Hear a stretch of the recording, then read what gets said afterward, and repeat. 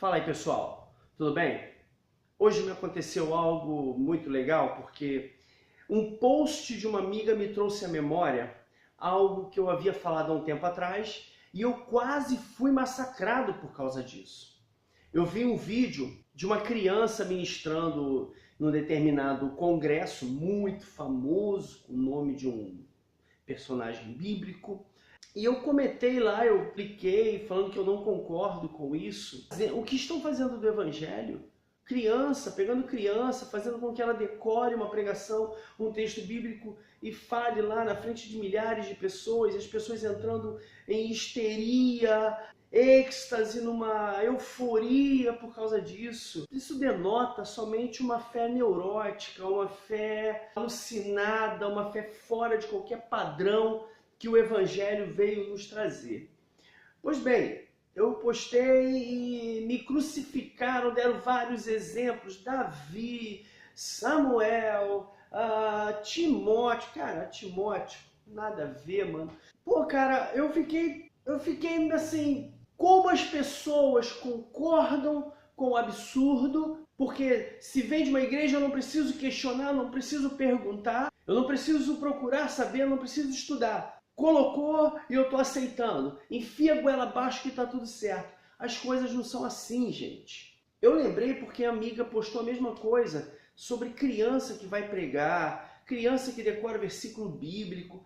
Criança tem que fazer coisa de criança. Essa semana está sendo a semana da Páscoa e a minha filha se fantasiou de coelhinho no colégio. Ganhou lá uma caixinha de chocolate. Eu vou dizer para ela tem 3 anos, eu vou dizer para ela, não, isso não é de Deus, o coelhinho da Páscoa é um demônio, pelo amor de Deus, tudo no seu tempo. Criança tem que fazer coisa de criança. É claro que a gente já vai ensinando desde o berço, mas não fazer da criança uma marionete. Dizer que isso é fé. Não, não é. E o legal é que quando eu fiz o post, uma pessoa tentou me massacrar de todo jeito, falando sobre Samuel. Então me explica Samuel, cara. Pô, Samuel tava lá, a Bíblia é clara, a regra é clara.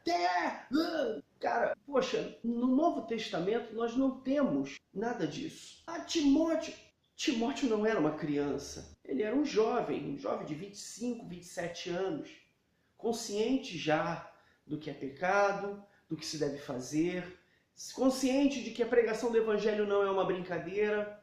A pregação do Evangelho não é para se ter os seus 15 minutos de fama, é uma coisa séria.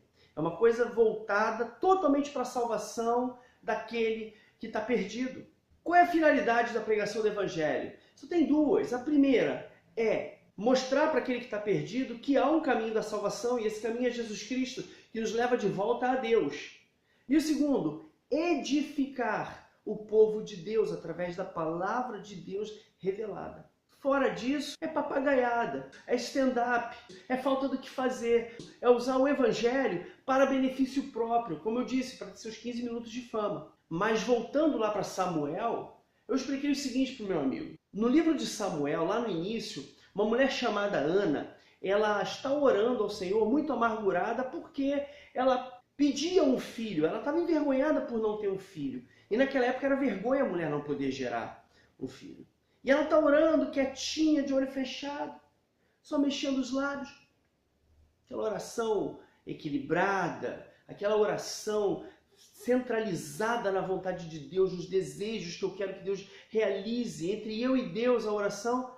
E Eli, que era o sacerdote da época, ele olha para a mulher e diz, ô mulher, essa hora da manhã tu já está bêbada, falando aí sozinha? E ela não responde ele mal, diz, não, eu estou aqui falando das minhas amarguras, pedindo um filho a Deus. E o pedido dela, desse filho, viria com uma atitude posterior. Ela deixaria o filho no templo para servir a Deus. Então Deus ouve a oração dela, ela fica grávida e ela tem Samuel. Quando o garoto chega numa determinada idade, ela pega ele, leva ele lá para o templo e deixa ele lá. Lá ele começa a aprender o ofício de ser sacerdote. Ao mesmo tempo que ele foi profeta e legislador em Israel, antes dos reis, ele foi juiz, o último juiz de Israel. E ele ordenou Saul e depois Davi. Ele ungiu esses 2 homens para serem reis de Israel.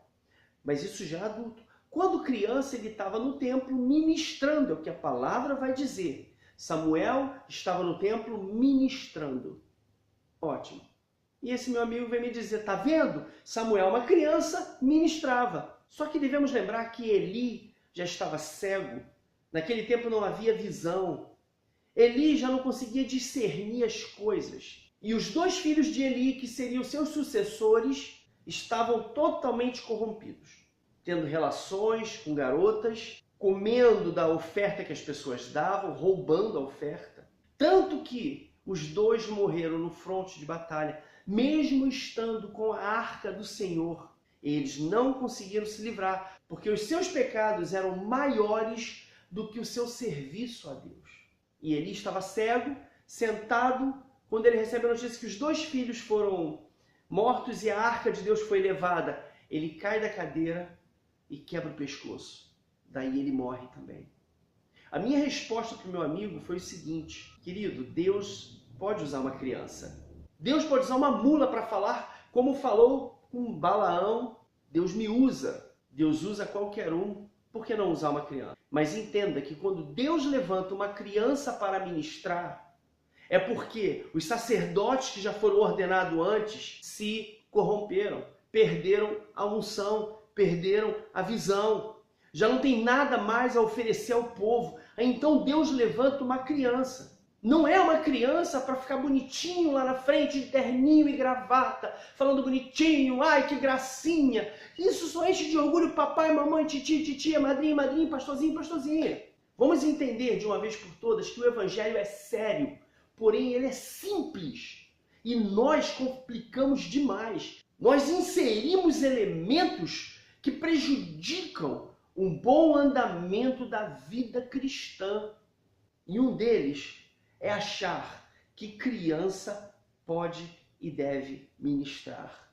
Porque no dia que adultos precisarem ouvir da palavra de Deus a partir de uma criança, é porque nesses adultos não há um que preste. Deixa o seu like, curte lá e compartilha com seus amigos. Se inscreve no canal e também aperta o sininho para você poder receber as notificações, que o evangelho é simples e nós só queremos descomplicar. Até a próxima!